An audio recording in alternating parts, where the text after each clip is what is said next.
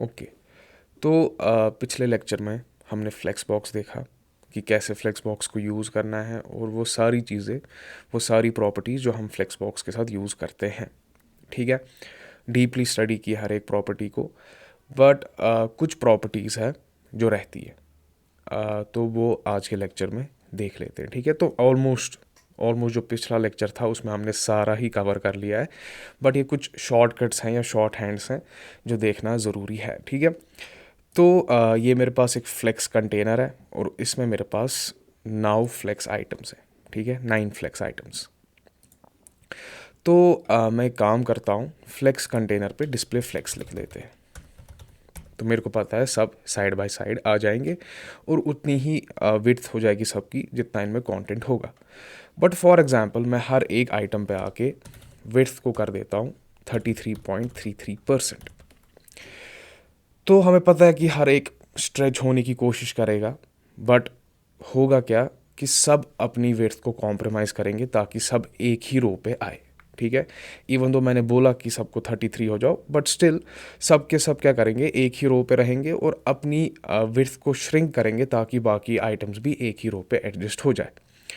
अब मेरे को पता है कि मेरे पास एक प्रॉपर्टी है जो मैं यूज़ करता हूँ फ्लेक्स कंटेनर पे, जिससे मैं बोलूँगा कि नहीं, सब 33% ले लो, और जब स्पेस ख़त्म हो जाएगी तो बाकी एलिमेंट्स नई लाइन पे स्टार्ट हो जाएंगे। ठीक है, तो हम क्या करते हैं, हम लिखते हैं फ्लेक्स रैप एंड रैपिंग को ऑन कर देते हैं। तो 33 33 33, तो ऑलमोस्ट 99% इस रो का स्पेस ऑक्यूपाई किया गया है इन तीन एलिमेंट्स ने।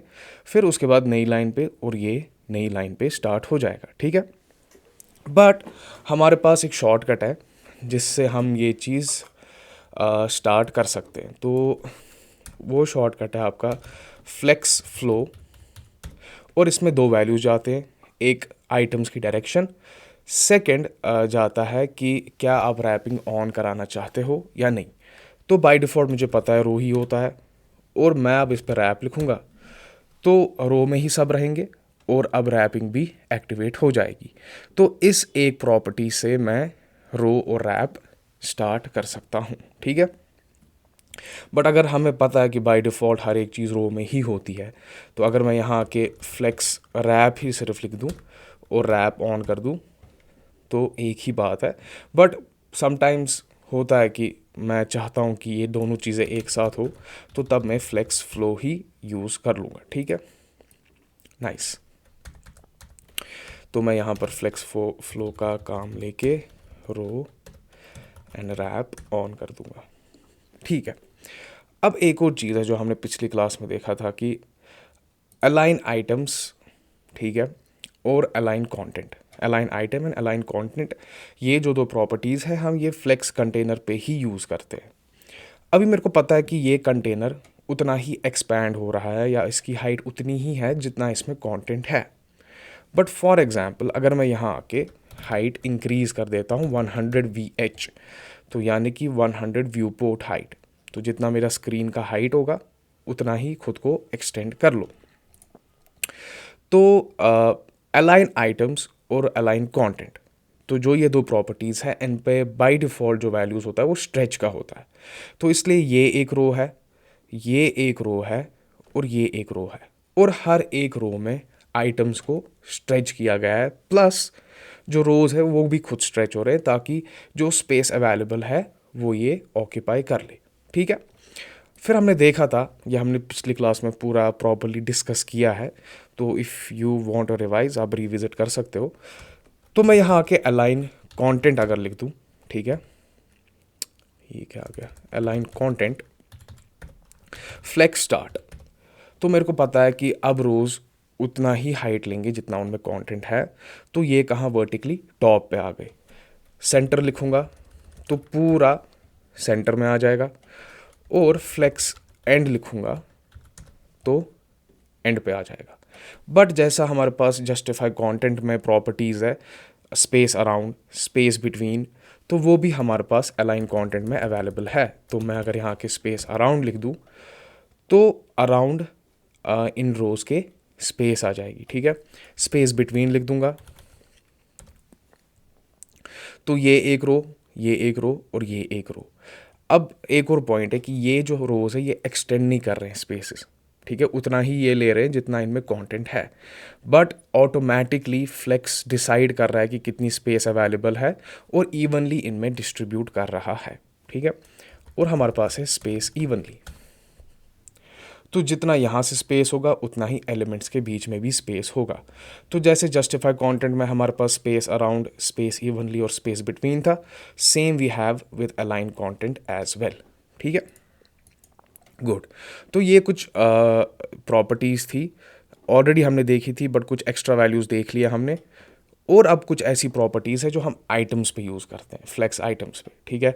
और उसमें से हमने ऑर्डर देखा, फ्लेक्स ग्रो देखा, फ्लेक्स श्रिंक देखा, और भी कुछ है जो हम अभी देखते हैं। तो मैं काम कर देता हूँ, तो जो मेरे पास एक्स्ट्रा आइटम्स हैं इनको मैं रिमूव कर लेता हूँ, ठीक है। और मैं काम कर लेता हूँ, इस विड्थ को भी रिमूव कर लेते हैं और इन बाकी चीज़ों को भी रिमूव कर लेते हैं, ठीक है। ओके, और इस कंटेनर की हाइट को भी रिमूव कर लेते हैं, ठीक है। तो ये 3 कंटेंट है मेरे पास। तो पिछले लेक्चर में हमने कुछ प्रॉपर्टीज़ देखी थी जो हम फ्लेक्स आइटम्स पे स्पेसिफिकली यूज़ करते हैं, grow and shrink and order, ठीक है। तो अगर मैं इसको थोड़ा सा जूम कर लूँ, ठीक है। अब एक और प्रॉपर्टी है जो हम स्पेसिफिकली आइटम पे इस्तेमाल करते हैं, जिसे कहा जाता है फ्लेक्स बेसिस, ठीक है। तो मैं यहाँ पहले आके एक एक्स्ट्रा क्लास दे देता हूँ 1 2 एंड 3, ओके। तो अब अगर मैं यहाँ पे सेकंड आइटम को चूज़ कर लेता हूँ, ठीक है, सेकंड आइटम को मैंने टारगेट कर लिया सेलेक्टर, क्लास सेलेक्टर से, और अब मैं इस पे वो प्रॉपर्टी यूज़ करूँगा जो हम फ्लेक्स आइटम्स के साथ यूज़ करते हैं, फ्लेक्स बेसिस, ठीक है। तो फ्लेक्स बेसिस से क्या करते हो आप, एक एक विड्थ दे देते हो एक एलिमेंट को, ठीक है। तो फॉर एग्जांपल मैं यहाँ आके 200 पिक्सल लिख दिया, तो ये जो एलिमेंट है ये 200 पिक्सल एक्सटेंड करेगा। अब फॉर एग्जांपल मैं इसी एलिमेंट पे आके विड्थ दे देता हूँ 33.33%, ठीक है। तो जो ये 33.33% है ना, इसको हमेशा इग्नोर किया जाएगा और कौन सा अप्लाई होगा, फ्लेक्स बेसिस वाला, ठीक है। बट ये मेरे को पता है कि ये तभी काम करेगा जब मेरे पास डिस्प्ले फ्लेक्स इसके कंटेनर पे होगा। बट अगर डिस्प्ले फ्लेक्स नहीं होगा कंटेनर पे तो ये काम करने वाला नहीं है। और अगर मैंने उसी स्पेसिफिक एलिमेंट पे विड्थ भी दिया है और फ्लेक्स बेसिस भी दिया है तो हमेशा फ्लेक्स बेसिस ही जीतेगा। तो इससे मैंने क्या कर दिया, इसका एक इनिशियल विड्थ डिसाइड कर दिया 200 पिक्सल, ठीक है। तो ये है हमारी फ्लेक्स बेसिस प्रॉपर्टी। अब देखिए फॉर एग्जांपल एक शॉर्ट हैंड है हमारे पास जहां हम फ्लेक्स ग्रो, फ्लेक्स श्रिंक और फ्लेक्स बेसिस को एक साथ ही डिक्लेयर करते हैं। तो उसके लिए हमारे पास प्रॉपर्टी है फ्लेक्स। तो इसमें 3 वैल्यूज जाते हैं, पहला ग्रो का, दूसरा श्रिंक का और तीसरा जाता है आपका बेसिस का। तो अगर मैं यहाँ 1 0 0 लिख दूँ तो ग्रो 1, श्रिंक 0 एंड बेसिस 0। तो हमें पता है कि जब भी मैं किसी एक फ्लेक्स आइटम पे फ्लेक्स ग्रो 1 कर दूंगा तो वो आइटम अपने आप को एक्सटेंड स्ट्रेच करेगा और जितना हमारे पास अवेलेबल स्पेस होगा खुद को उतना ही ग्रो कर लेगा, ठीक है। तो जितना भी अवेलेबल स्पेस होगा वो एलिमेंट ले लेगा अगर मैंने उस पर फ्लेक्स ग्रो 1 कर दिया, ठीक है। अब देखिए अगर मैं यहाँ आके फ्लेक्स ग्रो 0 कर दूँ, फ्लेक्स श्रिंक 5 कर दूँ और इसको एक इनिशियल विड्थ दे दूँ लाइक 200 पिक्सल, तो अब जो ग्रो का वैल्यू है वो 0 है। मैंने फ्लेक्स श्रिंक 5 कर दिया और फ्लेक्स बेसिस में 200 कर दिया। और एक काम कर लेते हैं, इसको 300 कर लेते हैं, ठीक है। और मैं एक और एलिमेंट यानी कि एक और फ्लेक्स आइटम को चूज़ करूँगा, इस पे भी मैं फ्लेक्स यूज़ करूँगा शॉर्ट हैंड प्रॉपर्टी। तो इस पे भी ग्रो को 0 रख देते हैं, श्रिंक को मैं 2 रख देता हूँ और एक इनिशियल विड्थ दे देता हूँ 200 पिक्सल का, ठीक है। तो अब अगर मैं इसको श्रिंक करने की कोशिश करूँगा तो आप देख सकते हैं जो दूसरा एलिमेंट है वो 5 टाइम्स ज़्यादा श्रिंक कर रहा है बाकी एलिमेंट से, और जो 1 वाला एलिमेंट है यानी कि फ्लेक्स आइटम 1 वो 2 टाइम्स ज़्यादा श्रिंक कर रहा है बाकी उन एलिमेंट्स पे जिन पे श्रिंक अवेलेबल नहीं है। तो जो आइटम नंबर 2 है, it is shrinking 5 times more than those elements जिन पे कोई श्रिंक वैल्यू नहीं है, और जो एलिमेंट नंबर 1 है यानी कि फ्लेक्स आइटम 1 है वो 2 टाइम्स ज़्यादा श्रिंक कर रहा है उन एलिमेंट्स से जिन पे कोई श्रिंक लगा के नहीं है, यानी कि कोई श्रिंक का वैल्यू है नहीं। तो ऐसा आप देख सकते हैं, ठीक है। तो ये थी कुछ प्रॉपर्टीज़ जो हमने पिछले क्लास में डिस्कस नहीं की थी। तो उसमें से हमने देख ली 2 प्रॉपर्टीज़ जो हम फ्लेक्स कंटेनर पे यूज़ करते हैं, और 2 प्रॉपर्टीज़ देखी जो हम फ्लेक्स आइटम्स पे यूज़ करते हैं, और इसी के साथ हमारा फ्लेक्स कंप्लीट है, ठीक है। अब the best way to practice flex is practice them by building projects, simple as that. और जो मैंने आपको वेबसाइट से दिखाई थी पिछली बार, फ्लेक्स बॉक्स फ्रॉगी, तो वो गेम है, उस पर आप जाके फ्लेक्स बॉक्स को प्रैक्टिस कर सकते हैं, ठीक है। अब बात आती है हमारे CSS कस्टम प्रॉपर्टीज़ और CSS वेरिएबल्स। तो ये चीज़ें हैं क्या? तो इमेजिन कर लो आप किसी वेबसाइट पे काम कर रहे हो और डिज़ाइनर ने आपको एक स्पेसिफिक कलर दिया है जो बहुत ही जगहों पर आपके पेज में यूज़ हो रहा है। फॉर एग्जांपल कोई ऐसा कंपोनेंट है उसके बैकग्राउंड में यूज़ हो रहा है, कहीं किसी एक स्पेसिफिक बटन पे, या कोई एक स्पेसिफिक पोर्शन है आपके फॉन्ट का, टेक्स्ट का, वहाँ पर यूज़ हो रहा है, ठीक है। तो यूजुअली आप क्या करोगे, आप उस कलर वैल्यू को उठाओगे एंड आप उन सारी जगहों पे यूज़ करोगे जहाँ पर वो डिज़ाइनर ने कहा है यूज़ करने के लिए, ठीक है। तो वो एक हेक्टिक स्टफ़ है। अब फॉर एग्ज़ाम्पल वही कलर अब अपडेट करना है, तो डिज़ाइनर ने कहा कि अब ये कलर नहीं, ये दूसरा कलर यूज़ होगा। तो आपको जाना पड़ेगा, देखना पड़ेगा कि कहाँ कहाँ आपने वो कलर यूज़ किया है, एंड देन उन सारे कलर्स को इंडिविजुअली चेंज करना पड़ेगा। तो ये भी एक हेक्टिक स्टफ़ है। तो बार बार रिपीट करना और फिर बार बार देखना कि कहाँ क्या अपडेट करना है, तो ये सारी चीज़ें टैकल करने के लिए हमारे पास CSS कस्टम प्रॉपर्टीज़ है।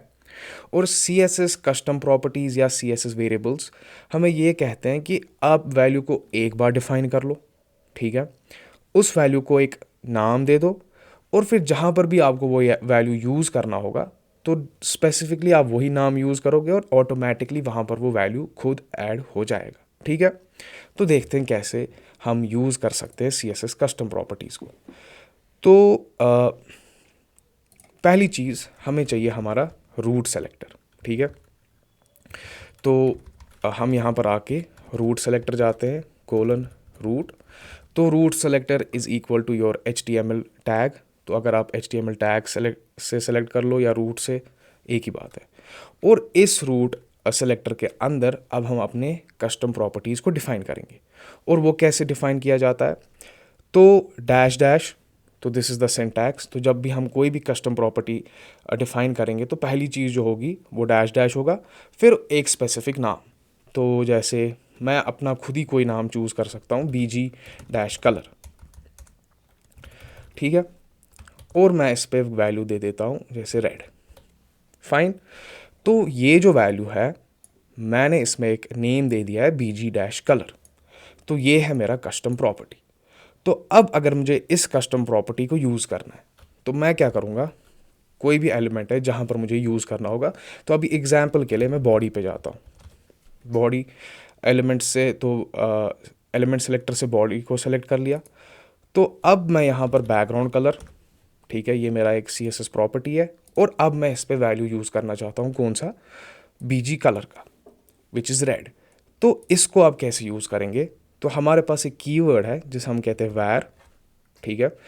तो ऑटोमेटिकली स्निपेट आ जाएगा। तो ये वैर फंक्शन है, और ये वैर फंक्शन कीवर्ड वैर और पैरेंथेसिस, और अब इसके अंदर हम उस वैल्यू का नेम लिखेंगे जो हमने डिक्लेयर किया है।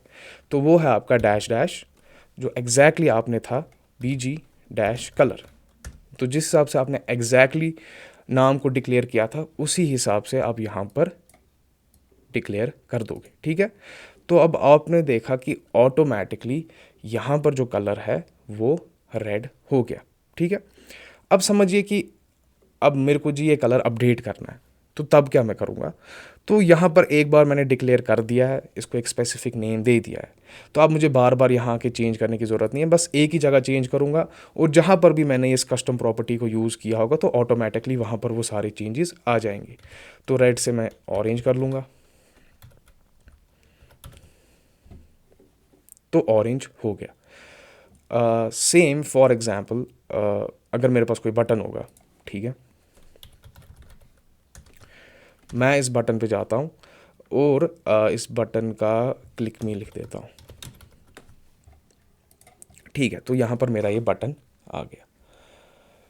तो मैं यहाँ पर एक कस्टम प्रॉपर्टी डिक्लेयर कर सकता हूँ, जैसे dash dash BTN dash BG colour. तो ये नाम मैं खुद ही डिसाइड कर लेता हूँ, इसमें कोई है नहीं, कोई रूल नहीं है, बस मेक श्योर कि जो भी मैं नाम लिख रहा हूँ वो डिस्क्रिप्टिव हो, एटलीस्ट मुझे पता चले कि या दूसरे डेवलपर को पता चले कि ये है क्या। तो इसका मैं बैकग्राउंड जैसे ब्लैक रख लेता हूँ, ठीक है। सेकंड जैसे dash dash BTN dash font dash colour, वो लिख देते हैं जैसे वाइट, और dash dash spacing colon 2 rem मैंने लिख दिया। तो ये नाम मैं खुद डिसाइड करता हूँ और इनमें कुछ CSS वैल्यूज़ को सेट कर देता हूँ। तो अब मैं यहाँ आके बटन को सिलेक्ट कर लेता हूँ, ठीक है, कर लिया। और अब मैं इस पर बैकग्राउंड कलर ब्लैक कर दूंगा, फॉन्ट कलर वाइट कर दूंगा और स्पेसिंग यानी कि पैडिंग 2 rem लगा लूँगा, मार्जिन 2 rem लगा लेते हैं, स्पेसिंग यूजुअली मार्जिन के साथ ही यूज़ किया जाता है। तो बैकग्राउंड कलर, तो अपना वैर फंक्शन, वैर कीवर्ड एंड देन पैरेंथीसिस। अब इन पैरेंथीसिस के अंदर हम वो नेम लिखेंगे जो मैं अप्लाई कराना चाहता हूँ, वो वैल्यू यहाँ पर एक्चुअली ऑटोमेटिकली खुद ऐड हो जाता है। तो dash dash button dash BG dash colour, ठीक है, तो ये ब्लैक हो गया। सेकंड फॉन्ट कलर चेंज करना है, तो वैर dash dash button font colour, तो ये वाइट हो जाएगा। एंड देन मार्जिन चारों साइड से, तो वैर डैश डैश स्पेसिंग, तो 2 rem का स्पेसिंग लग गया, ठीक है। तो यही है हमारे क्या कस्टम प्रॉपर्टीज़ और CSS वेरिएबल्स। अब आगे जाके डिज़ाइनर कहता है कि नहीं, बटन का जो कलर है वो ब्लैक नहीं होना चाहिए, वो पर्पल होना चाहिए। अब यूजुअली हम क्या करते हैं, हम यहाँ आते फिर वो कलर का वैल्यू चेंज करते, बहुत हेक्टिक। बट वो अब करने की ज़रूरत नहीं है क्योंकि मैंने एक बार डिक्लेयर कर दिया है, एक स्पेसिफिक नेम दे दिया है। तो अब मैं बस यहाँ आके वैल्यू को चेंज करूँगा और जहाँ जहाँ मैंने वो नेम यूज़ किया होगा तो ऑटोमेटिकली वहाँ पर वो सारे वैल्यूज़ भी चेंज हो जाएंगे। तो मुझे बस यहाँ आके लिखना है ऑरेंज, सॉरी ऑरेंज नहीं, पर्पल, ठीक है, पर्पल, फॉन्ट कलर रख देते हैं रेड, ठीक है, और मार्जिन कर लेते हैं या स्पेसिंग कर लेते हैं 0.5 rem, ठीक है। तो एक ही जगह पर डिक्लेयर किया, एक ही जगह अपडेट किया और जहाँ जहाँ यूज़ किया था वहाँ ऑटोमेटिकली खुद चेंजेस अप्लाई हो गई। तो ये है हमारे कस्टम प्रॉपर्टीज़। अब ये जो रूट सेलेक्टर है, ठीक है, मैंने कहा this is equal to HTML, तो अगर आप यहाँ आके इसको HTML ही लिख दो तो इससे कोई फ़र्क ज़्यादा पड़ने नहीं वाला है। बट जो हम रूट लिखते हैं ऐसे, इसकी स्पेसिफिसिटी रूट जो हम एलिमेंट सेलेक्टर से करते हैं यानी कि HTML को सेलेक्ट, उससे ज़्यादा है, ठीक है। एंड सेकंड, जब भी आप अपने कस्टम वेरिएबल्स यानी कि कस्टम प्रॉपर्टीज़ को रूट में डिक्लेयर करते हो, दे आर ग्लोबल। तो ग्लोबल का मतलब ये है कि कोई भी एलिमेंट पे मैं ये वैल्यूज़ को यूज़ कर सकता हूँ जो भी मेरे पेज में अवेलेबल होगा। But if I want to make private values, तो अगर मैं यहाँ आके एक डिव क्रिएट कर देता हूँ, ठीक है, डॉट बटन डैश कंटेनर, ठीक है, और इस बटन कंटेनर के अंदर ये बटन है, फाइन। तो अभी भी ये वैल्यूज़ एक्सेस कर सकता है क्योंकि ये सारे ग्लोबल वैल्यूज़ हैं। बट फॉर एग्जांपल मैं इनको कट कर लेता हूँ, इन वैल्यूज़ को कर लिया मैंने कट। तो मैं यहाँ पर डॉट बटन डैश कंटेनर में आता हूँ, ठीक है। और इस बटन कंटेनर के अंदर जो एक डिव है, इसमें ये कस्टम प्रॉपर्टी सेट कर देता हूँ, ठीक है। तो आप देखोगे कि जो बटन कंटेनर है इसके अंदर ये बटन है, ठीक है, तो वहाँ पर ये अप्लाई हो गया है, ठीक है। अब ये जो बटन है ये एक्चुअली कहाँ था, इस बटन कंटेनर के अंदर। बट फॉर एग्जांपल मैं यहाँ आके बाहर एक और बटन बना देता हूँ और उसको लिखता हूँ this button is not in the, या ये ज़्यादा हो जाएगा, नहीं, या लिखते हैं न्यू क्लिक मी, ठीक है। अब देखिए ये जो बटन है ना, ये वाला, ये इस बटन कंटेनर के अंदर नहीं है। सो दैट्स वाई मैं ये प्रॉपर्टीज़ यानी कि कस्टम प्रॉपर्टीज़, इवन दो मैंने ग्लोबली हर एक बटन को चूज़ किया है एलिमेंट सेलेक्टर से, और उन सब को बोल रहा हूँ कि बटन डैश बीजी जो ये कलर है, जो एक कस्टम प्रॉपर्टी है, ये अप्लाई हो। बट ये जो इसके अंदर था, जो कंटेनर के अंदर था, वहाँ तो अप्लाई हो गया, बट वो जो बटन कंटेनर के बाहर है वहाँ मैं ये सारी चीज़ें अप्लाई नहीं कर सकता। तो अगर आपने किसी एलिमेंट किसी कंटेनर पे जाके कस्टम प्रॉपर्टीज़ डिफ़ाइन की है, तो वो कस्टम प्रॉपर्टीज़ प्राइवेट रहती है उन सारे एलिमेंट्स के लिए जो उस कंटेनर के अंदर है। तो जो भी एलिमेंट उस कंटेनर के अंदर होगा वो इन कस्टम प्रॉपर्टीज़ को एक्सेस कर सकता है। बट कोई एलिमेंट जो उस कंटेनर के बाहर है, तो वो सारे उन कस्टम प्रॉपर्टीज़ को एक्सेस नहीं कर सकते। सो दैट्स वाई यूजुअली हम क्या करते हैं, हम इन कंटेनर जो भी ये कस्टम प्रॉपर्टीज़ है इन्हें यहाँ आके ग्लोबली डिक्लेयर कर देते हैं। तो अब एक बार डिक्लेयर कर दिया तो जो जो एलिमेंट इन कस्टम प्रॉपर्टीज़ को यूज़ करना चाहेगा वो कर सकता है, उन जो भी वैल्यूज़ होंगे वो अप्लाई हो जाएंगे इन पे, ठीक है। तो ये थे हमारे क्या कस्टम प्रॉपर्टीज़।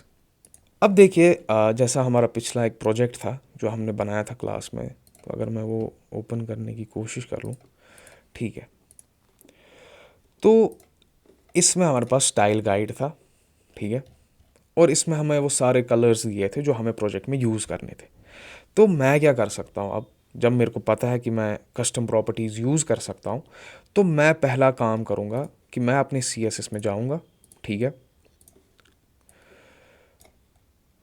और मैं at the top root element select करूँगा, ठीक है, रूट सेलेक्टर, और जितने भी कलर्स हैं ना वो यहाँ पर डिफाइन कर लूँगा, ठीक है। और देन जब जहाँ जहाँ मुझे वो कलर्स अपने प्रोजेक्ट में चाहिए होंगे वहाँ वहाँ उन्हें यूज़ करूँगा। तो next time when you are working on a project, make sure कि जो जो आपको कलर्स दिए गए हैं वो आप उठ के पहले ही अपने रूट सेलेक्टर में डिफ़ाइन कर लो, कस्टम प्रॉपर्टीज़ बना लो, और फिर जहाँ जहाँ वो चीज़ें यूज़ होंगी वहाँ वहाँ डायरेक्टली इस्तेमाल कर लेना, ठीक है। क्योंकि इससे बहुत ही ज़्यादा फ़र्क पड़ता है कि जब प्रोजेक्ट ग्रो करना स्टार्ट हो जाता है ना, तो अगर आपने कस्टम प्रॉपर्टीज़ नहीं यूज़ किया होगा तो बहुत मसला हो जाता है अगर कहीं कुछ अपडेट करना पड़ता है। तो हमें पता है कि कस्टम प्रॉपर्टीज़ में एक बार डिफ़ाइन कर लिया, तो अगर अब कहीं चेंजेस भी लानी है तो एक बार वहाँ पर चेंज कर लिया, एंड देन ऑटोमेटिकली जहाँ जहाँ उसको यूज़ किया होगा वहाँ पर वो चेंजेस अप्लाई हो जाएंगी, ठीक है। तो मेक श्योर नेक्स्ट प्रोजेक्ट में हम ये यूज़ करें। ओके फाइन, तो वापस खोल देते हैं अपना CSS प्रोजेक्ट, ठीक है, गुड। अब बात करते हैं अपने रेस्पॉन्सिव डिज़ाइन की, ठीक है। और हमने रेस्पॉन्सिव डिज़ाइन एक्चुअली स्टार्ट बहुत पहले ही कर लिया था, नॉट स्टार्ट कर लिया था बहुत पहले, बट कुछ चीज़ें ऑलरेडी देख ली थी, ठीक है। तो जैसे फॉर एग्जांपल CSS यूनिट्स, और CSS यूनिट्स में हमने कुछ रेस्पॉन्सिव यूनिट्स देखे थे, जैसे परसेंटेज, VWVH। तो परसेंटेज रिलेटिव होता है अपने पेरेंट के, तो ठीक है, अगर 100% कोई पेरेंट एक्सपैंड हो रहा है तो आपने 50% लिख दिया, तो वो हमेशा खुद को 50% करेगा उस पेरेंट के हिसाब से। सेम अगर मैंने किसी पे 50 VW लिखा है तो वो 50% इन पर्सपेक्टिव ऑफ VW की बात करें तो व्यू पोर्ट होता है आपका कि विड्थ कितना है आपका स्क्रीन का, तो उसके 50% हो जाएगा। तो वो किसके रिलेटिव है? आपके व्यू पोर्ट के। सेम VH आपके हाइट के, स्क्रीन हाइट के। तो ये कुछ ऑलरेडी हमने CSS यूनिट्स देखे हैं जो हम रेस्पॉन्सिव डिज़ाइन में यूज़ करते हैं।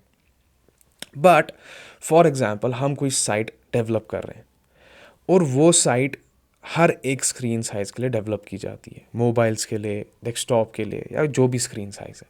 और आपने यूजुअली देखा होगा कि mobile layout is something different and desktop layout is something different. तो एक ही वेबसाइट कैसे दो लेआउट दिखाता है? तो वो हम एक्चुअली कर पाते हैं अपने मीडिया क्यूरीज से। ठीक है, तो मीडिया क्यूरीज से आप क्या करते हो? आप कंडीशंस लिखते हो, स्पेसिफिकली वहाँ का काइंड ऑफ कंडीशंस लिखते हो कि इतने स्क्रीन साइज़ के विड्थ पे ऐसा लेआउट होना चाहिए या ये स्टाइलिंग होनी चाहिए, इतने स्क्रीन साइज़ या विड्थ पे ऐसी स्टाइलिंग होनी चाहिए। ठीक है, तो फॉर एग्जांपल अगर मैं यहाँ पर एक डायग्राम क्रिएट कर लूँ, तो यूजुअली मोबाइल है ये। ठीक है, तो हर एक चीज़ by default top to down, तो जिस हिसाब से हमने HTML में स्ट्रक्चर किया होता है उसी हिसाब से कॉलम लेआउट होता है सब चीज़ों का। ठीक है, तो ऐसे आप यूजुअली देखते हो चीज़ें मोबाइल में, क्योंकि हमारे पास मोबाइल में विड्थ उतनी नहीं होती, हाइट ज़्यादा होती है। तो दैट्स वाई हम हमेशा क्या करते हैं, विड्थ पे ही, हाइट पे ज़्यादा फोकस करते हैं when we are working on mobile. तो जब हाइट ज़्यादा है तो column layout is more preferable than row layout. ठीक है, तो यूजुअली ऐसे ही हमारा मोबाइल में लेआउट होता है। But when it comes to desktop, वहाँ पर हमारे पास हाइट उतनी नहीं होती बट विड्थ ज़्यादा होती है। तो यूजुअली आप देखोगे कि लेआउट्स कॉलम में होते हैं ऐसे, ये एक लेआउट होता है, सॉरी ना, एक कंपोनेंट होगा, ये दूसरा कंपोनेंट होगा। तो यूजुअली ऐसा ही होता है। तो ये जो कंपोनेंट्स मोबाइल में कॉलम के हिसाब से होते हैं, डेस्कटॉप में वो यूजुअली रो के हिसाब से आ जाते हैं। और ये जो सारी चीज़ें हैं ये पॉसिबल होती है आपकी मीडिया क्यूरीज से। तो मीडिया क्यूरीज पे हम सर्टन कंडीशन लिखते हैं कि इतनी विड्थ पे ऐसा लेआउट हो या ऐसी स्टाइलिंग हो, इतनी विड्थ पे ऐसी स्टाइलिंग हो। ठीक है, तो लेट्स क्रिएट अनदर फोल्डर। हम उस फोल्डर का नाम रखते हैं 007 डैश मीडिया डैश क्यूरी। ठीक है, और इसमें हम index.html और हमारा स्टाइल्स फोल्डर जिसमें हम अपना CSS रखते हैं। ठीक है, ओके नाइस। तो इसको बंद कर लेते हैं और यहाँ पर अपना basic boiler plate code generate करते हैं और अपने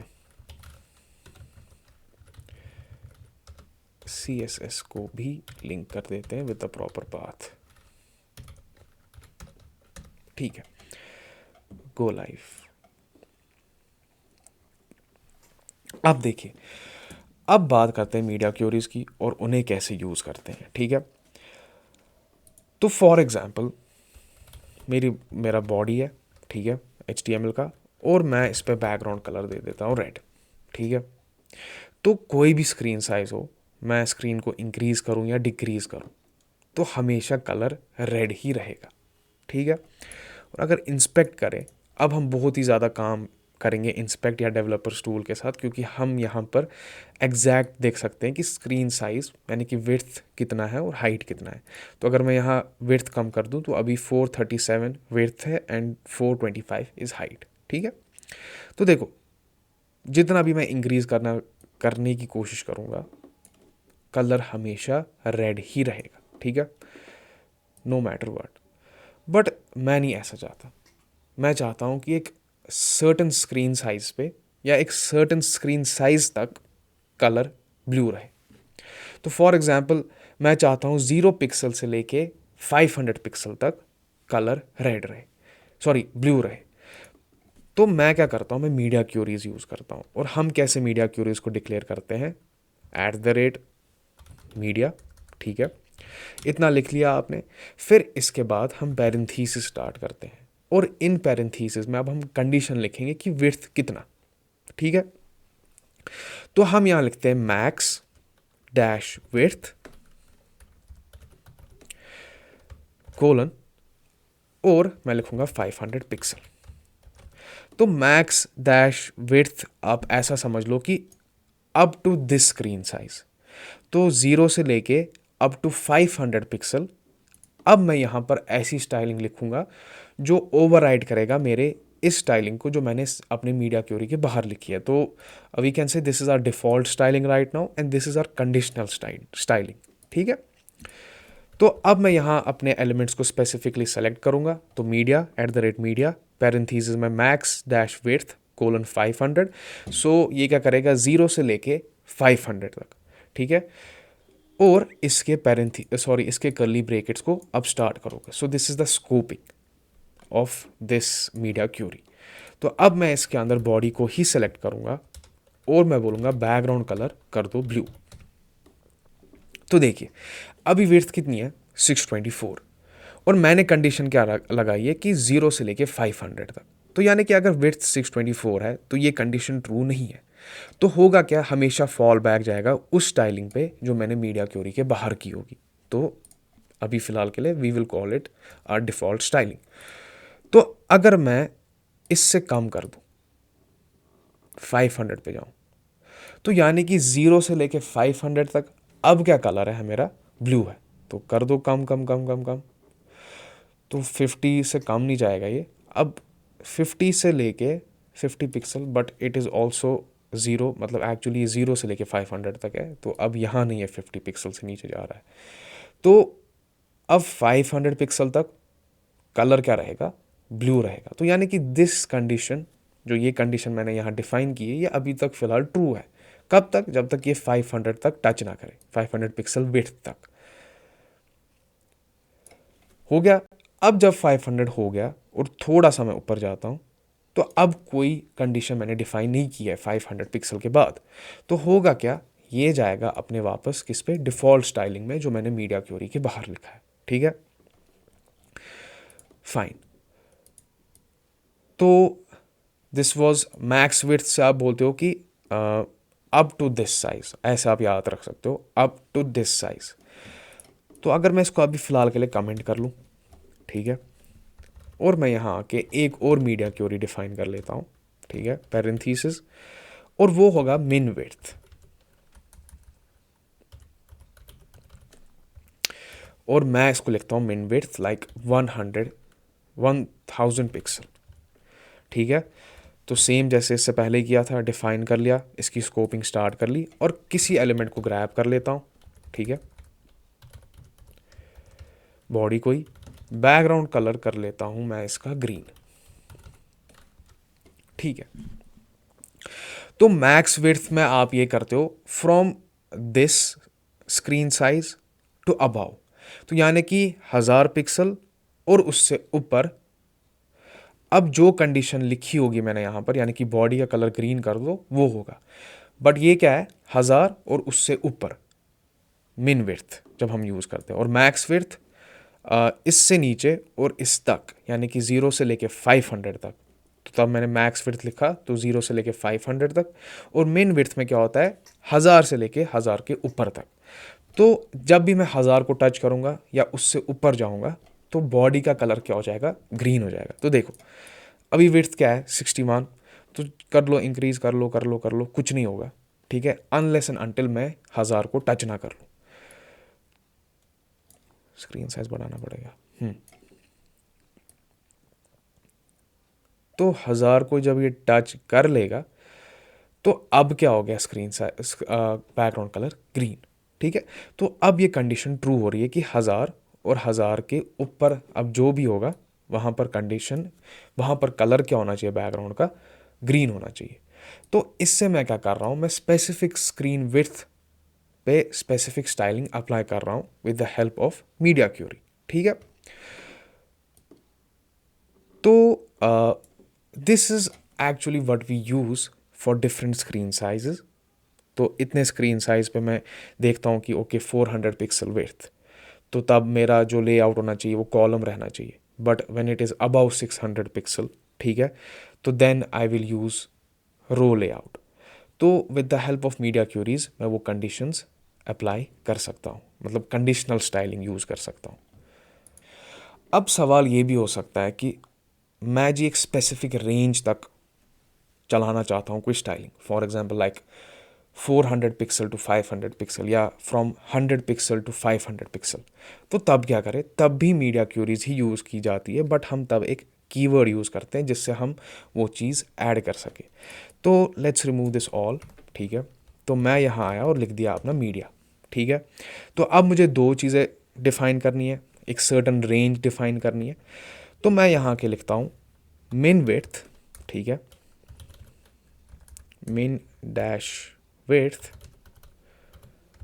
लाइक 100 पिक्सल, ठीक है, मिन विड्थ 100 पिक्सल, और इस पैरेंथेसिस के बाहर यहाँ लिखता हूँ एंड, और यहाँ पर डिफाइन करूँगा मैक्स डैश विड्थ 500 पिक्सल, ठीक है। तो अब जब मैंने ये डिफाइन किया, इसकी स्कोपिंग भी स्टार्ट हो गई। तो बॉडी को सेलेक्ट कर दिया, बैकग्राउंड कलर कर दिया मैंने इसका ब्लू। अब देखिए विड्थ कितना है, 61 है, ठीक है, और मैंने क्या बोला है 100 से लेके 500 तक। तो मैं आता हूँ, इंक्रीज करता हूँ, द मोमेंट ये 100 को टच करेगा, ठीक है, तो अब ये वाला कंडीशन या ये वाली स्टाइलिंग अप्लाई होगी। तो फ्रॉम 100 पिक्सल टू 500 अब क्या होगा,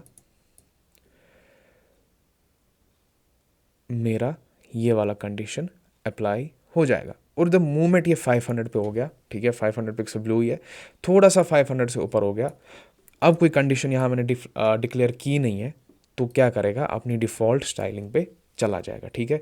या मैं ऐसा भी कर सकता हूँ, फॉर एग्जांपल 400 से लेके 500 पिक्सल तक, ठीक है।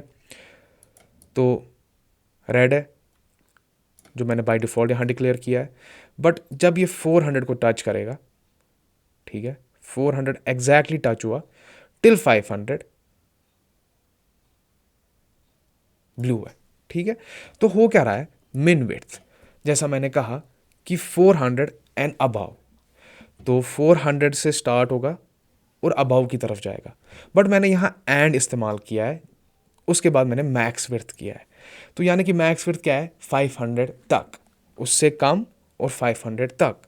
तो 400 से लेके 500 तक लिख दिया मैंने।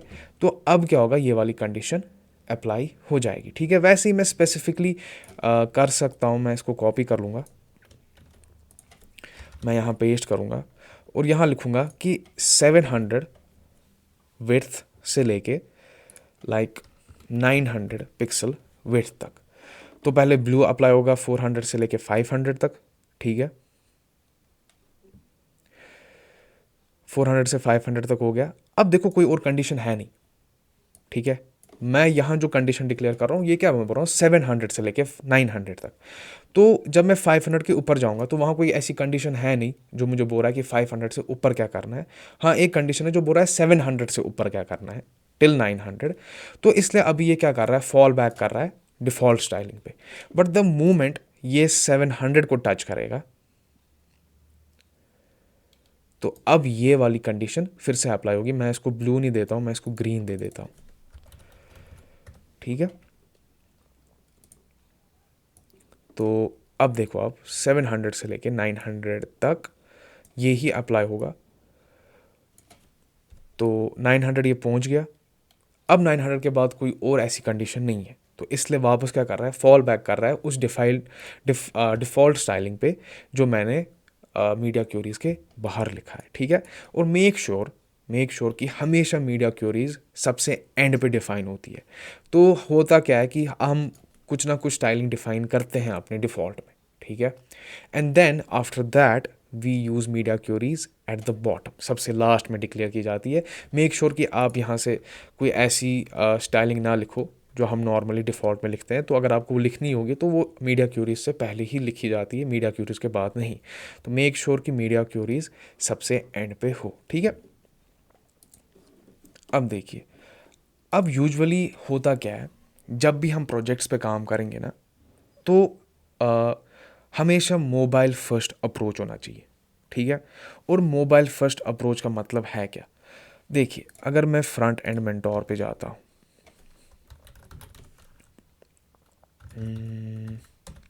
ठीक है,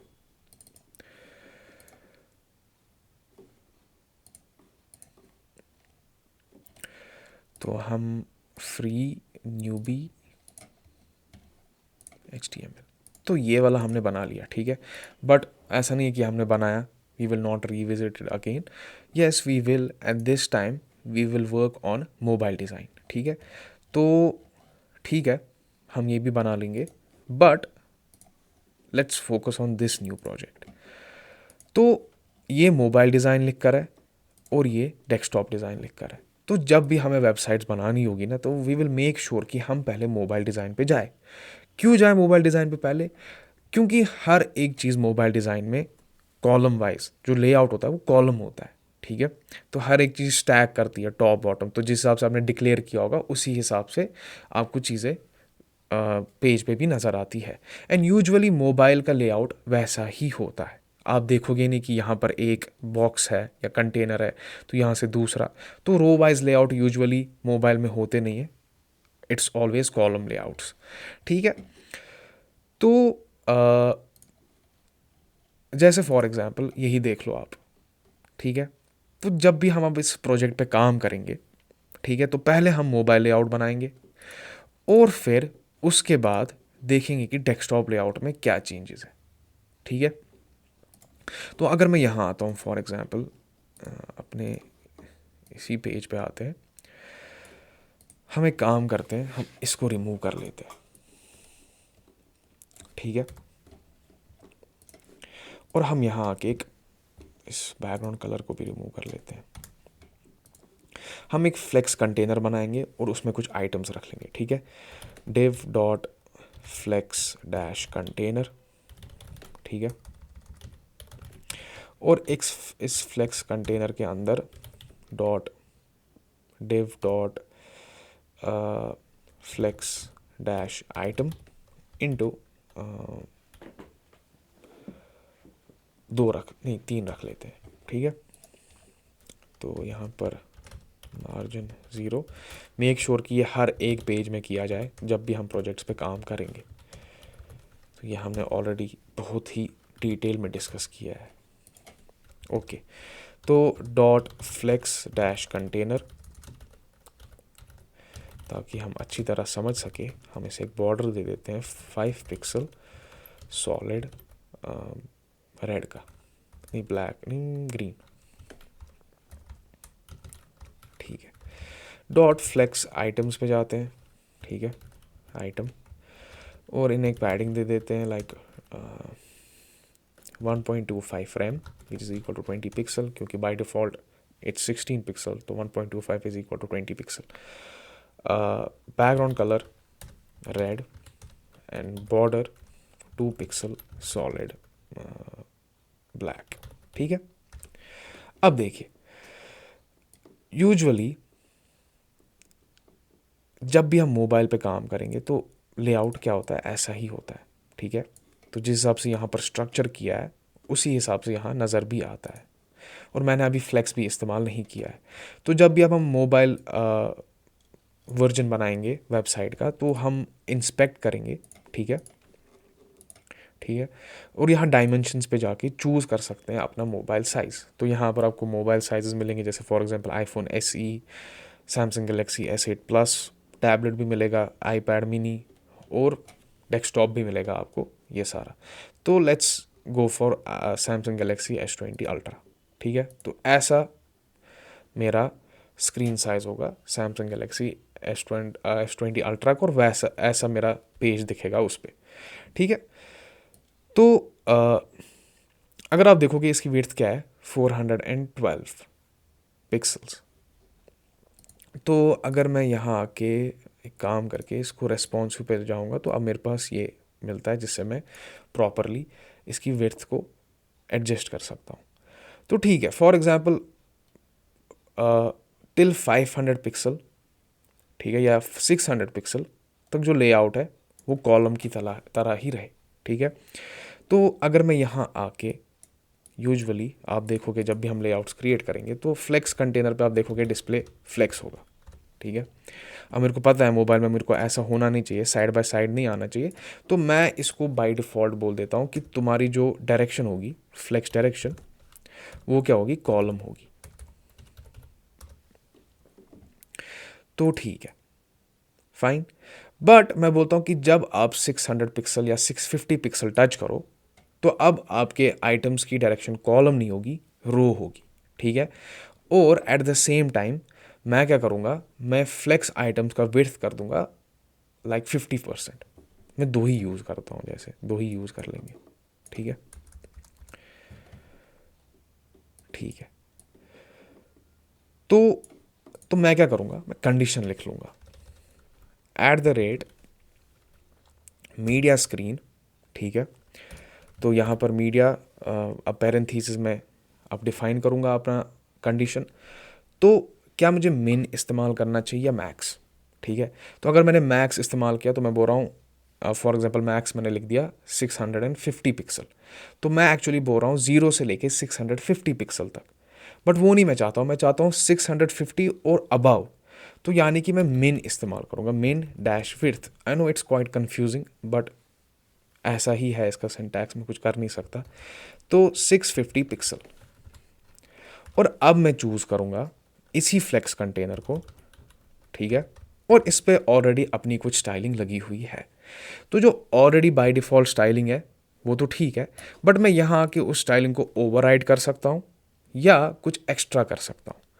तो अभी मेरे बाय डिफ़ॉल्ट स्टाइलिंग क्या रखी है, फ्लेक्स डायरेक्शन कॉलम।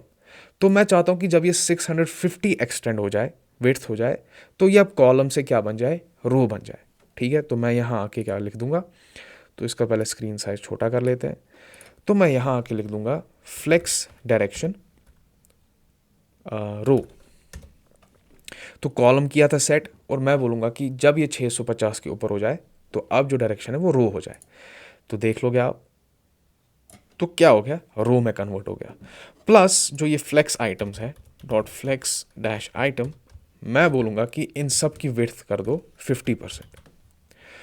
तो होगा क्या अब, ठीक है। तो मुझे पता है कि जब ये कॉलम में रहेगा और ये डिव्स हैं, they will try to stretch themselves 100%, क्योंकि this is the characteristics of a block level element. But this is not actually a block level element, this is a flex item, ठीक है। और flex item का by default यही nature होता है कि जब आप उनकी डायरेक्शन कॉलम कर दोगे तो वो खुद को स्ट्रेच कर देंगे। तो you don't have to confuse it with block level elements, they are actually flex items, ठीक है। तो फ्लेक्स आइटम्स का जब डायरेक्शन कॉलम होता है तो वो खुद को क्या कर देते हैं, 100% स्ट्रेच कर देते हैं। तो यानी कि अलाइन आइटम्स बाय डिफॉल्ट इस पर क्या होगा, या जस्टिफाई स्ट्रेच होगा, ठीक है। Sorry, align items by default stretch होगा, ठीक है। तो अब अगर मैं यहाँ 650 कंडीशन कर लेता हूँ और मैं इसको ग्रो करने की कोशिश करूँगा, तो द मूवमेंट जब ये 650 पिक्सल टच करेगा एंड अबाउ 650 पिक्सल, तो यानी कि फ्लेक्स कंटेनर पे जो अब डायरेक्शन है वो मैं अब ओवरराइड कर रहा हूँ, तो वो कॉलम से क्या बन जाएगा, रो बन जाएगा। प्लस मैं ये भी बोल रहा हूँ कि जो फ्लेक्स आइटम्स है वो विड्थ कितनी ले लेंगे, 50-50%, क्योंकि जब भी मैं किसी एलिमेंट पे, किसी कंटेनर पे फ्लेक्स यूज़ करता हूँ, ठीक है, तो बाय डिफ़ॉल्ट वो रो में चले जाते हैं। प्लस जो उनकी विड्थ है वो उतनी ही बन जाती है जितना उनमें कंटेंट होता है। बट मैं यहाँ पर वो सारी चीज़ें ओवरराइड कर रहा हूँ। मैंने इसको बोल दिया कि फ्लेक्स डायरेक्शन अब रो हो जाएगा और जो विड्थ है वो 50 हो जाएगा। तो ये अब 50 लेगा, ये अब 50 लेगा, ठीक है। बट अगर मैं एक और आइटम यहाँ ऐड कर दूँ, तो आप क्या देख रहे हो, ये यहाँ पर एक ही रो में आ गया, क्योंकि this is the actual characteristics of flex, कि इवन तो मैं इनको बोल रहा हूँ कि 50-50 हो जाओ, they will try to stretch as much as possible, but at the same time ये बाकी एलिमेंट्स के लिए भी स्पेस बनाएंगे ताकि सब एक ही रो पे रहे। तो मैं क्या कर सकता हूँ, मैं यहाँ आके फ्लेक्स, अब फ्लेक्स डायरेक्शन मैंने रो कर दिया, बट मैंने अभी एक शॉर्ट हैंड सीख लिया, तो मैं एक काम कर सकता हूँ, फ्लेक्स फ्लो कर सकता हूँ मैं। तो डायरेक्शन में इसमें दो वैल्यूज आती है, एक डायरेक्शन और फ्लेक्स रैप के लिए, तो मैंने लिख दिया रो और दूसरा वैल्यू लिख दिया रैप। तो अब होगा क्या, 50-50, कोई स्पेस अवेलेबल नहीं है इस रो में, तो ये जो है ये दूसरे रो में स्टार्ट हो जाएगा। तो यानी कि ये यहाँ पर 50% आ गया। तो आप देख रहे हैं कि मैंने क्या किया, कंडीशन यूज़ की, और जब मैंने इसको बोला कि 650 पिक्सल हो जाओ, ठीक है, यानी कि 650 एंड अबाव 650 पिक्सल, तो तब मैंने इसका रो जो डायरेक्शन है, फ्लेक्स डायरेक्शन, वो कॉलम से रो कर दिया और कुछ एक्स्ट्रा स्टाइलिंग भी अप्लाई की। बट ये कब तक अवेलेबल है मेरे लिए, तब तक जब तक ये कंडीशन ट्रू है। तो जब तक मैं 650 एंड अबाउ 650 हूँ, तो तब तक ये सारे अप्लाई हो जाएंगे। But if I am less than 650, then this condition जो मैंने यहाँ पर अप्लाई की है, ये यहाँ पर स्टाइलिंग अप्लाई नहीं होगी, बट रादर वो होगी जो मैंने डिफ़ॉल्ट काइंड ऑफ यहाँ पर अप्लाई, या वो स्टाइलिंग जो मैंने यहाँ पर डिक्लेयर की होगी वो अप्लाई होगा। तो इसलिए आप देख सकते हो कि जब तक ये 650 के नीचे है तब तक ये हो रहा है, और जब ये 650 के ऊपर पहुँच गया है तो अब ये वाली स्टाइलिंग अप्लाई हो रही है। ठीक है, तो हम अपने फ्रंट एंड मेंटोर साइट पे जाते हैं। ठीक है, और ये वाला जो प्रोजेक्ट है, फिल्टर करके free newbie languages HTML and CSS, तो ये second folder, sorry second project. तो हम ये सेकंड प्रोजेक्ट बनाने की कोशिश करेंगे, नॉट कोशिश करेंगे, हम सेटअप करेंगे कि हम इस प्रोजेक्ट में क्या करने वाले हैं। ठीक है, तो यहाँ पर लॉग इन करके आपको स्टार्टर फाइल डाउनलोड करनी है, तो वो मैं कर लेता हूँ। ओके, तो मैंने इस फोल्डर को, प्रोजेक्ट फोल्डर को एक्सट्रैक्ट किया और अपने प्रोजेक्ट्स फोल्डर में रख लिया। ठीक है, तो ये है इसके अंदर कुछ चीज़ें, ये हमने ऑलरेडी डिस्कस किया है कि ये क्या चीज़ें हैं, इसमें हमारे पास क्या क्या है। तो अगर आप देखना चाहते हो फिर से, रीविज़िट प्रीवियस लेक्चर्स, जहाँ हमने ये पहला प्रोजेक्ट बनाया, तो वहाँ पर हमने प्रॉपरली डिस्कस किया है कि ये फाइल्स हैं क्या। ठीक है, तो हमें भी इसमें एक फ़ाइल मिलता है, स्टाइल गाइड। ठीक है, और इस स्टाइल गाइड में हमारे पास वो सारे कलर्स दिए गए हैं जो हमें यूज़ करने हैं। ठीक है, तो अगर मैं डिज़ाइन पे जाऊँ, और the first thing that I will do is, जो मैंने कहा, हमेशा मोबाइल फर्स्ट अप्रोच, क्योंकि जिस तरीके से मैं HTML में स्ट्रक्चर करूँगा, मोबाइल में मेजॉरिटी अक्सर आप देखोगे कि उसी तरीके से मोबाइल में भी डिस्प्ले होता है लेआउट। ठीक है, तो ओके, तो अगर आप देखोगे यहाँ पर बस कार्ड है, बैकग्राउंड है, ये कुछ कलर है। ठीक है, तो what I will do is, मैं इन सब कलर को ऑलरेडी डिफाइन करके रखूँगा with the help of custom properties, ताकि मैं वो नेम इस्तेमाल कर सकूँ जो मैंने उस कस्टम प्रॉपर्टी को दिया होगा, और मैं उसको इस्तेमाल कर सकूँ। सो रादर देन बार बार यहाँ आके इसको कॉपी करना, वो आप भूल जाओ, पहले ही वो सारी एक जगह पर सेट कर लो, and then use them across your CSS file.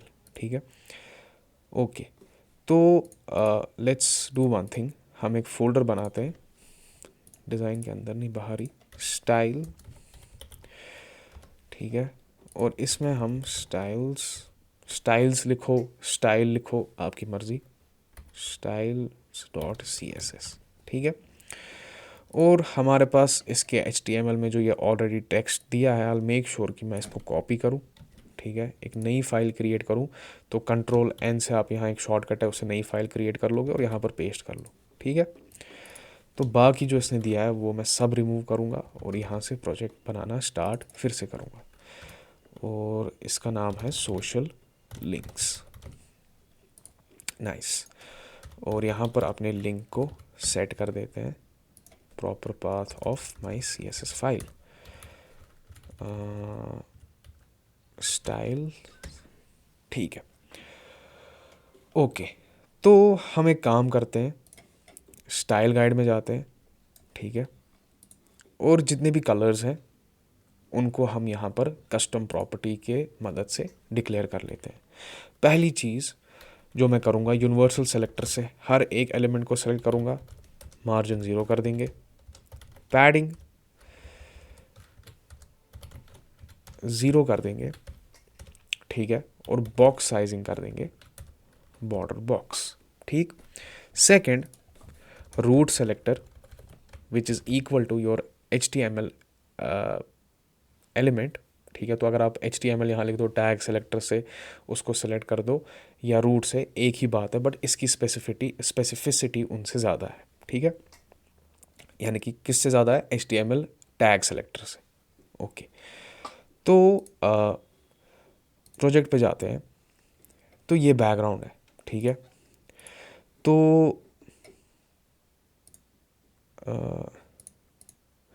जो बैकग्राउंड है ये डार्क है, ये जो कार्ड कलर है वो उससे थोड़ा सा लाइट है, और यहाँ कुछ चीज़ें और यूज़ की गई है। तो what I will do is, मैं यहाँ जाता हूँ, मैं इसको ऑन द गो हेक्स में कन्वर्ट कर लूँगा, और जितना मैं होवर करके देख सकता हूँ कि मुझे लग रहा है ये वाला जो है यही हमारा बैकग्राउंड कलर होना चाहिए। तो आई विल कॉपी दिस, ठीक है। यहाँ पर आके कस्टम प्रॉपर्टी क्रिएट करूँगा अपनी, dash dash BG dash colour, और यहाँ पर पेस्ट कर दिया ये वैल्यू को, ठीक है। तो यानी कि मेरे बैकग्राउंड, पूरी बॉडी का जो बैकग्राउंड कलर होना चाहिए वो ये होना चाहिए। तो अब मेरे को बार बार ये कॉपी करने की ज़रूरत नहीं है, या इस वैल्यू को वहाँ पेस्ट करने की ज़रूरत नहीं है। I can directly use this name, और ये वैल्यू खुद ही ऑटोमेटिकली अप्लाई हो जाएगा। सेकेंड, ये जो कलर है,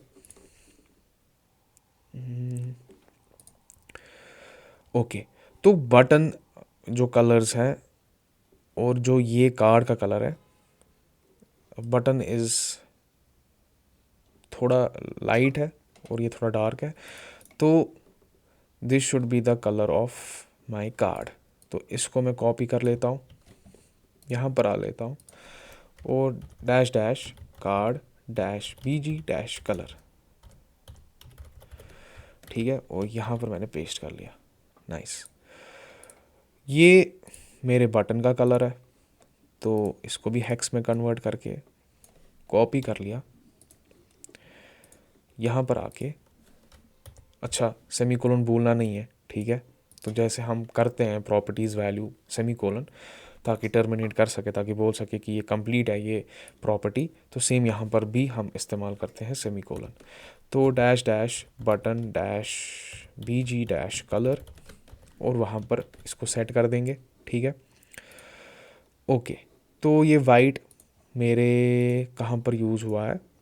ये वाइट मेरे इधर पैराग्राफ में, जहाँ पर कुछ डिस्क्रिप्शन है इसके बारे में, और उसके नाम में यूज़ हुआ है। तो मैं इसको कॉपी कर लूँगा। तो दिस इज़ एक्चुअली वाइट, ठीक है। तो I don't have to actually set the colour white, क्योंकि बाय डिफ़ॉल्ट ब्लैक ही होता है, but I can change it, ठीक है। ओके, तो हम यहाँ लिख सकते हैं, तो डैश डैश, क्या मुझे लिखने की ज़रूरत है? हाँ, लिख लेते हैं, dash dash name dash role dash font dash colour, ठीक है। तो ये रोल और नेम में यूजुअली यूज़ हुआ है, ये नेम है, ये इसका रोल है, फ्रंट एंड डेवलपर, तो ठीक है। और जो इसकी लोकेशन है, एड्रेस, उस पर कलर डिफरेंट है, तो वो ये वाला कलर है। तो इसको भी हम ऑन द गो कन्वर्ट कर लेते हैं। अब देखिए, हाँ फिलहाल के लिए ये तो ठीक है, मैं इसको यहाँ पर आके डैश डैश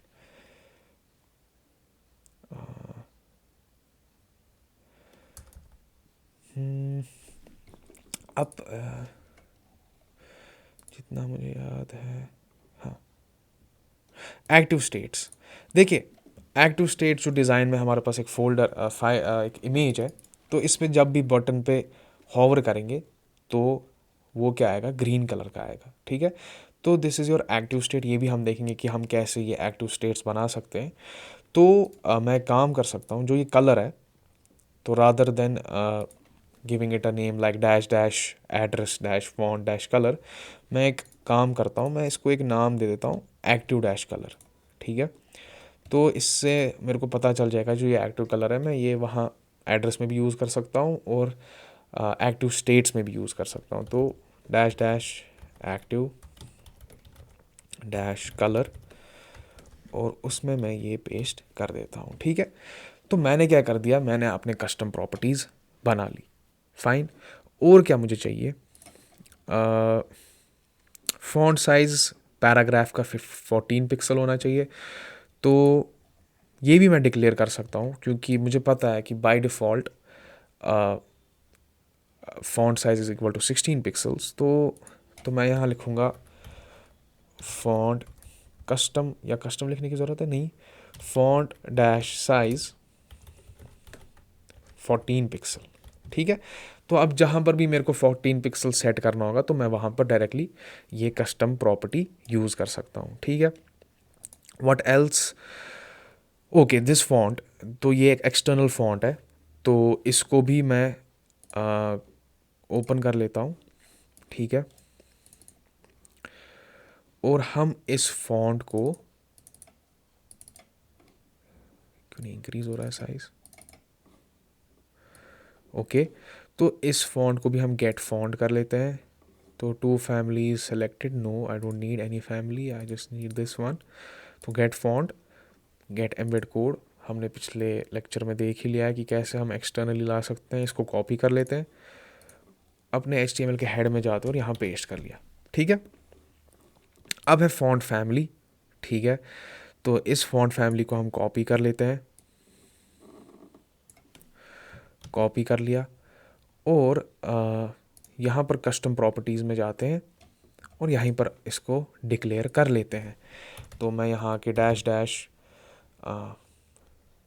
कस्टम या फॉन्ट डैश फैमिली लिख लेता हूँ, ठीक है। और वहाँ पर ये वैल्यू पेस्ट करता हूँ। अब देखो ये जो प्रॉपर्टी है ना, ये मेरे को पेस्ट नहीं करनी है, मेरे को सिर्फ वैल्यूज़ चाहिए। तो मैं यहाँ पर 2 वैल्यूज़ लिख दिए, या मैं इसको ऐसे लिख सकता हूँ, custom CUSTOM dash dash custom dash font dash family, ठीक है।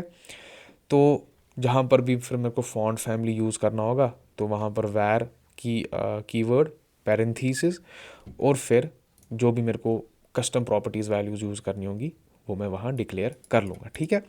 तो अभी फ़िलहाल के लिए ये जो प्रोजेक्ट है मैंने सेटअप कर लिया है। अब बात आएगी कि कैसे इस प्रोजेक्ट को बिल्ड किया जाए। तो हम हमेशा क्या करेंगे, पहले मोबाइल डिज़ाइन, अब से जितने भी प्रोजेक्ट होंगे पहले mobile design, and then we will move towards desktop design, ठीक है।